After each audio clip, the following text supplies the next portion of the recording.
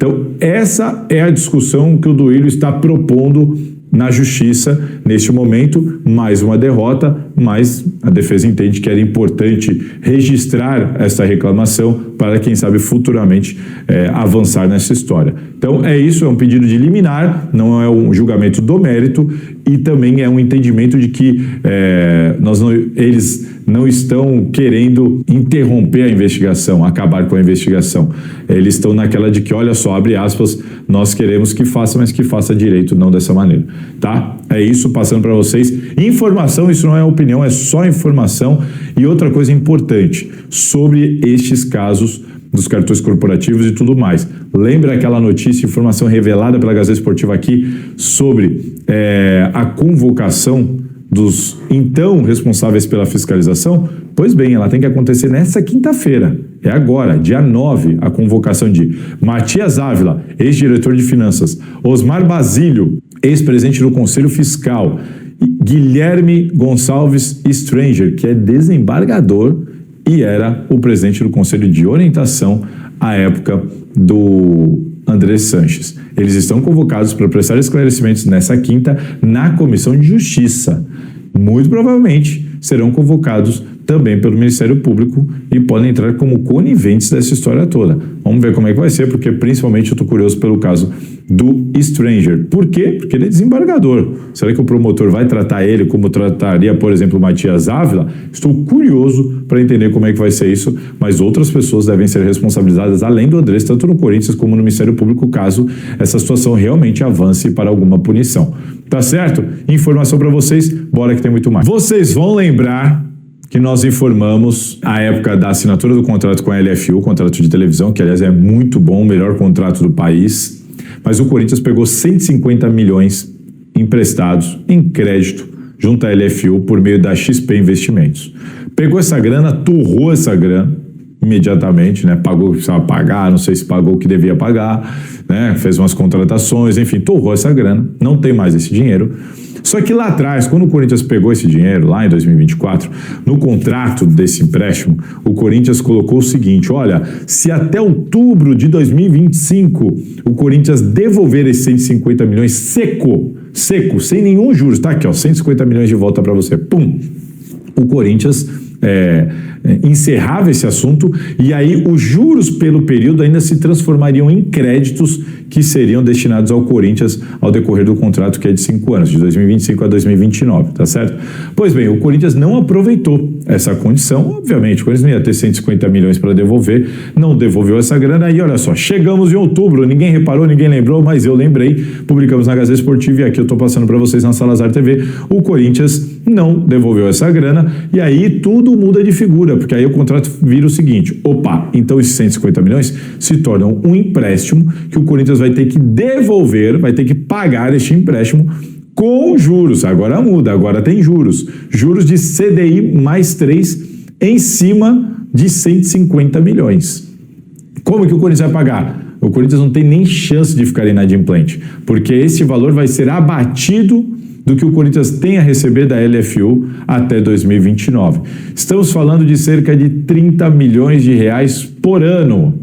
Então aquele contrato base do Corinthians, que tem um valor base de 210 milhões todos os anos, valor base, porque se o Corinthians for campeão brasileiro, por exemplo, esse contrato o Corinthians pode receber até 250 milhões. Então este valor vai ser sempre, vai ter sempre cerca de 30 milhões abatidos. Um pouco mais que isso, mas cerca de 30 milhões abatidos. Então, o valor base do Corinthians passa a ser 180 milhões e não mais 210 milhões até 2029, porque o Corinthians vai ter que pagar isso com juros ao decorrer do ano e sempre abatido do que tem a receber. Ele não tem nem como fazer esses pagamentos ou ficar inadimplente com eles, porque já vem abatido do que ele tem a receber. Tá certo? Chegamos em outubro. Acho que ninguém reparou, e é uma boa grana que vai deixar de pingar aí, porque precisou de 150 milhões ali para uma urgência e agora vai ter que pagar isso com juros aí até 2029. dinheiro que deixa de entrar para o Corinthians. Tá certo? Informação para vocês. Quem fechou esse contrato? Quem ajudou a fechar esse contrato? Rosala Santoro. Lembra dele? Hoje ele é um consultor financeiro do Corinthians. Tá no caso ali da RCE, tá no caso da LFU, que mais? Tem mais uma outra situação, o caso da CBF. Rosala Santoro hoje é um consultor. E a informação que eu trouxe aí na Gazeta Esportiva e aqui para vocês é que sim, ele pretende ser candidato à presidência do Corinthians em 2026. Isso já é público, isso já é conversado. Eu mesmo disse ao Rosala, eu vou publicar isso, tudo bem, estou conversando com você. Ele também não se opôs.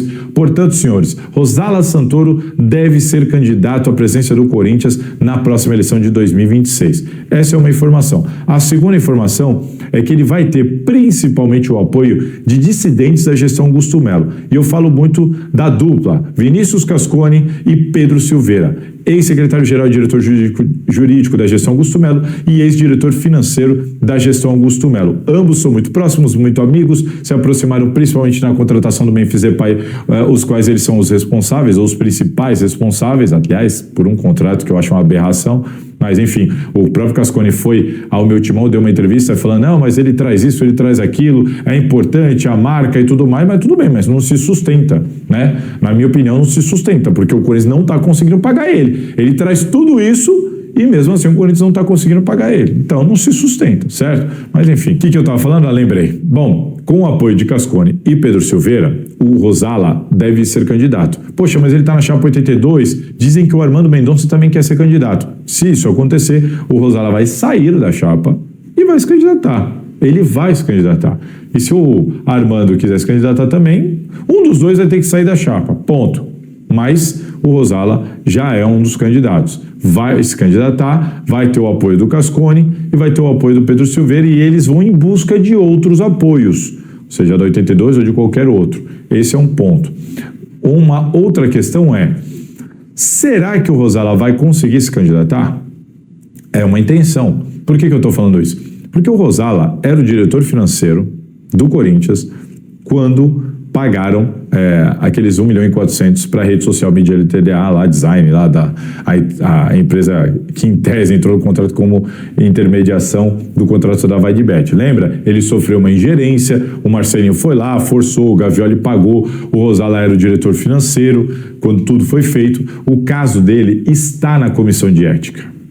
Ele, inclusive, recentemente recebeu uma manifestação do Leonardo Pantaleão, presidente da Comissão de Ética, vai fazer a sua defesa, vai ter o parecer do Pantaleão, vai ser levado para o plenário vai julgar. O plenário do Conselho Deliberativo vai votar e vai julgar o caso do Rosala.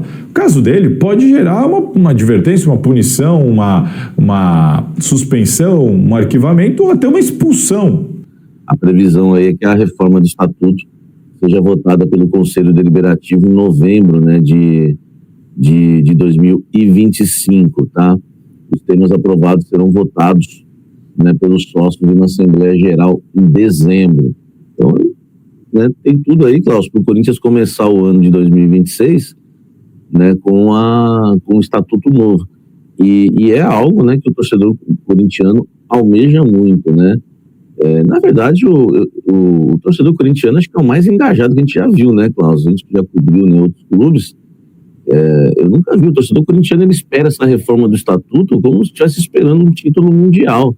Você vê que é uma torcida que realmente participa, né, do clube, né? Eu não me lembro de cobrir o Santos lá, né, junto contigo.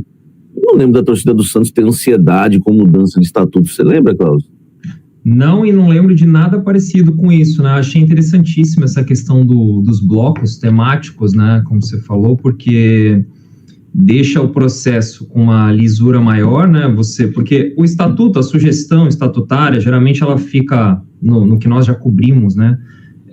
De outros clubes, do Santos, né? Estando ali no dia a dia como setorista, era muito feita por um bloco político, né? Por um grupo político, que sugeria ali algumas mudanças específicas e aprovada como um todo, sem passar pela torcida, né, pelo crivo da torcida, sem passar pelos associados e passando diretamente só por um grupo de conselheiros que iam lá e referendavam, né, aí quem tinha maioria, no caso do Santos, o grupo, né, político que estava no poder, que tinha maioria, tinha o novo estatuto aprovado conforme a sua vontade.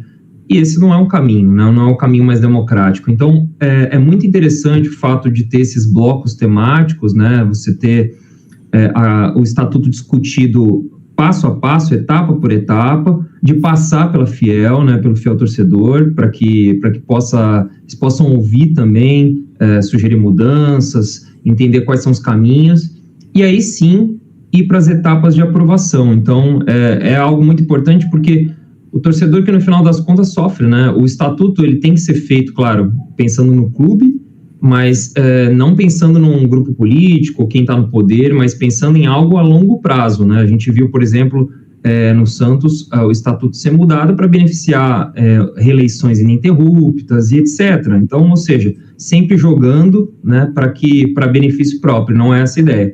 Então, acho que esse é o melhor caminho mesmo, tem que ser uma coisa discutida com calma, não precisa apressar a votação. Eu vi que a previsão está para novembro, dezembro, né? Então é isso, é por etapas mesmo, e acredito que dessa forma se chegue ali num estatuto que seja melhor para o clube e não para um grupo político ou para alguém que esteja no poder no momento. É verdade, né? Gente, vai deixando o like, tá? Vamos ver se a gente bate aí 2.000 simultâneos, né, no programa de hoje.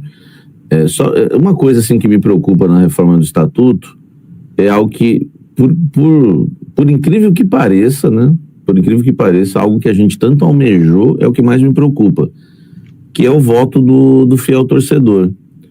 Eu sempre fui a favor, né, do fiel torcedor votar, e para não ficar centralizado ali no Parque São Jorge, né, somente com os sócios.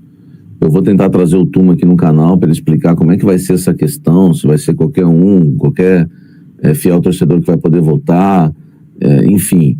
Mas o que me preocupa foi que, quando a gente já sabia tudo que estava acontecendo de errado em relação ao Augusto Melo, tudo, né? Porque por ser jornalista, enfim, ou aquelas pessoas que vivem mais no Parque São Jorge, essas pessoas já sabiam quem era o Augusto Melo, o que estava acontecendo, antes mesmo dele ser indiciado, né? E aí o torcedor, no geral, ainda estava jogando ele pro alto e aplaudindo e apoiando ele, dizendo não ao golpe. O torcedor de fora do Parque São Jorge, ele demorou para discernir quem era o Augusto, até por falta de informações que ele tinha de bastidores. E, assim, porque a gente meio que lutou contra a maré. Eu vivia dizendo, toma cuidado, esse negócio de não golpe, o Augusto, tá? É claro que a gente não pode acusar ninguém sem provas, eu não faço isso até hoje, porque ainda ele foi indiciado, mas a justiça que vai agora julgar, né, tudo. Mas me preocupa também o fiel torcedor, muita gente que às vezes acompanha o Corinthians de longe, não saber exatamente em quem votar. Claro que é democracia, né? Mas é algo que a gente precisa saber, né, os meandros, né, Klaus, para entender como é que vai ser essa questão do fiel torcedor votar. E por isso a importância, até como você falou, de trazer o Tuma, né? Talvez se ele estivesse, né, pudesse realmente vir ao canal para trazer essas explicações, seria muito importante, né?